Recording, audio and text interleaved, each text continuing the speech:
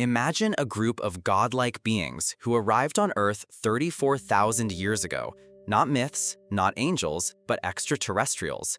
Known as the Council of Nine, this mysterious group has been linked to ancient civilizations, lost knowledge, and secret elite societies. Who were they? What was their purpose on Earth? And why does their name echo across channeled messages, UFO lore, and occult teachings? In this video, we'll uncover the secrets of the Council of Nine, divine architects, or alien manipulators. Get ready to explore a hidden chapter of history that challenges everything we think we know about our origins. The Council of Nine is believed by many researchers and channelers to be a group of highly evolved, interdimensional beings, possibly aliens, who act as universal overseers. Their existence was popularized in the 1950s through the psychic channeling sessions of Dr. Andrija Puharich, where they claimed to be ancient celestial beings responsible for guiding humanity's development. According to these accounts, they don't belong to any one race or planet, but exist outside time and space, connected to a higher dimensional frequency. They allegedly include entities with names like Atum, Horus, and Ra, names that curiously match ancient Egyptian deities. Is it coincidence? Or were these gods misinterpreted ancient astronauts? The Nine describe themselves as the architects of life on Earth, influencing key events in civilizations like Atlantis, Sumer, and Egypt. Some believe they seeded humanity with knowledge, while others think they may have had more manipulative motives. Regardless, their influence appears in texts, myths, and esoteric traditions worldwide. One of the most compelling pieces of evidence tying the Council of Nine to human history is their connection to ancient Egypt. The names of the Nine correspond closely with the Ennead, a group of 9 Egyptian deities led by Atum and including gods like Shu, Tefnut, Osiris, and Isis.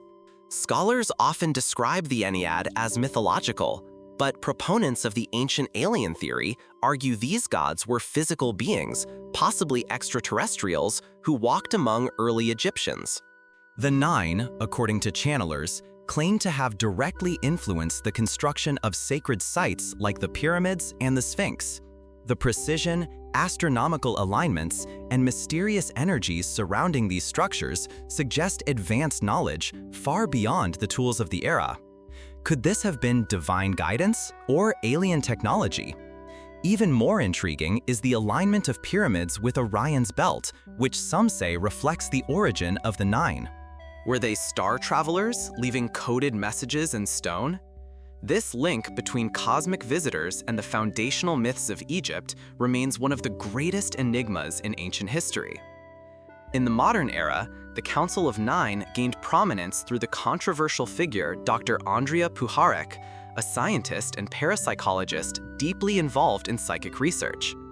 In the early 1950s, during a series of channeling sessions with a medium named Dr. D.G. Vinod, the Nine allegedly made first contact. They claimed to be the guiding force behind all major religions and spiritual awakenings. Later, Puharich introduced Israeli psychic Uri Geller to the Nine during secret experiments in the 1970s. Geller, who became famous for bending spoons, claimed he was in psychic communication with extraterrestrials under their direction. This revelation caused a wave of speculation that Geller was a kind of human conduit for alien intelligence. Despite heavy skepticism, both men insisted on the authenticity of the experiences.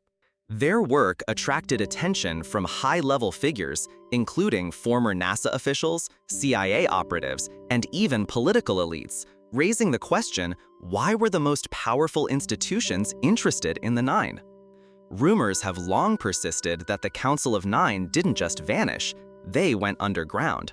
According to conspiracy theorists and whistleblowers, the Nine have continued to exert influence through secret societies like the Freemasons, the Rosicrucians, and even the mysterious MJ-12, a supposed UFO control group within the US government.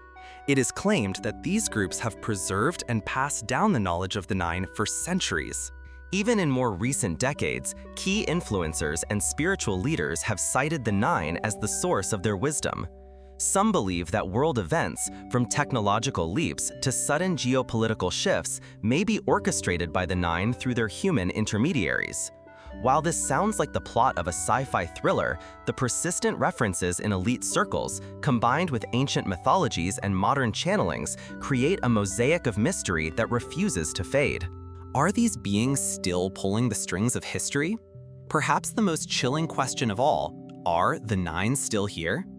Many who follow New Age teachings and UFO contactees insist that the Council of Nine never left Earth. They simply exist in a higher vibrational realm, watching and influencing from behind the veil. Some believe global awakenings, spiritual movements, and even technological singularity trends are guided by them to prepare humanity for a shift in consciousness. Others interpret the Nine as a deceptive force, manipulating mankind under the guise of enlightenment. The duality of their portrayal, either as benevolent overseers or cosmic puppet masters, adds to their enigma. With increasing reports of alien contact, strange interdimensional phenomena, and ancient knowledge resurfacing, the legacy of the Council of Nine is once again being questioned. Are we nearing another era of contact, or have we always been under their gaze? Some researchers believe the Council of Nine were the guiding entities behind the legendary civilization of Atlantis. According to esoteric texts, Atlantis was a highly advanced society, both technologically and spiritually. Channelers and mystics, including Edgar Cayce, often referred to ancient Atlantean priest scientists who communicated with higher beings. Were these beings the Nine? The story goes that before the fall of Atlantis, its highest initiates were warned by the Nine about the destructive use of crystal technologies and the imbalance of power. These initiates allegedly fled, taking their knowledge to places like Egypt, Mesoamerica, and India, thus seeding future civilizations with advanced wisdom. The Council of Nine was said to preserve the universal law and cosmic balance, guiding select individuals and groups through intuition, dreams, and even direct channeling. The myth of Atlantis is often dismissed as fantasy, but new underwater discoveries, unexplained ruins, and geological shifts hint that such a society could have existed, and with it, the influence of extraterrestrial overseers like the Nine. Could the fall of Atlantis have been the first major intervention by the Council to redirect humanity's evolution? Another fascinating link to the Council of Nine appears in Hindu and Vedic traditions. In Indian cosmology, the concept of Navagraha, the 9 planetary gods, has strong parallels. These deities represent celestial influences believed to guide human fate and cosmic order. While mainstream interpretations view them as astrological forces, esoteric interpretations hint at intelligent entities behind them. The 9 planetary gods, including Surya, Sun, Chandra, Moon, and Shani, Saturn, bear resemblance to the multidimensional roles attributed to the Council of Nine, guiding energy flows, karma, and evolution. Some Sanskrit texts even mention the 9 seers or rishis, cosmic beings responsible for the transmission of sacred knowledge. Were these truly mythic or misunderstood encounters with the Nine? Furthermore, ancient Indian epics like the Mahabharata speak of flying crafts, vimanas, divine weapons, and wars among the stars, raising the question of whether Earth was once part of a cosmic network involving extraterrestrial overseers. If the Nine influenced both Egyptian and Indian civilizations, it suggests a global and possibly galactic network of contact points between humans and these ancient, godlike beings. As human civilization evolved, polytheistic traditions gradually gave way to monotheism. But was this spiritual evolution guided or engineered by the Council of Nine? Some researchers propose that the Nine, under various names, subtly redirected humanity's beliefs, replacing a pantheon of gods with a singular omnipotent deity. This shift might not have been accidental. The Nine are said to represent unity, harmony, and divine order, reflecting the essence of monotheistic teachings. Moses, for instance, is often seen as a prophet who spoke with a divine presence. Was this presence truly God or a representative of the Nine? Some channeled messages claim that the Nine chose prophets and visionaries to spread messages of cosmic truth, veiled in religious language suitable for the era. Even the angelic encounters in Abrahamic traditions, Gabriel, Michael, and others, can be re-examined under this lens. Could these be identities of the Nine adapting to cultural context? If so, the roots of modern religion may not be solely divine inspiration, but extraterrestrial guidance shaped to nurture humanity's spiritual development. The Council of Nine is often linked to other extraterrestrial councils, such as the Galactic Federation of Light and the Pleiadians, said to be highly evolved, benevolent beings from the star system Pleiades. In channeled materials and contactee testimonies, the Nine are sometimes portrayed as elders or higher authorities within this larger cosmic alliance. According to this perspective, the Nine occupy an overseeing role, akin to interstellar diplomats or universal architects, who maintain balance across star systems and monitor evolutionary timelines. The Pleiadians and other benevolent alien races are said to operate beneath them in a cosmic hierarchy. In this model, Earth is a project of interest, possibly a seed planet meant to evolve a new form of spiritual consciousness. The Nine's involvement ensures that humanity isn't overwhelmed by lower-frequency entities or self-destructive tendencies. Though controversial and hard to prove, these narratives consistently appear across various sources, many of which have never interacted, suggesting either a mass archetype or a hidden truth. Much of what we know, or believe, about the Council of Nine comes from channeled messages. Channelers like Phyllis Schlemmer, Lysa Royal, and others claim to have communicated with the Nine, receiving guidance on everything from planetary healing to cosmic law.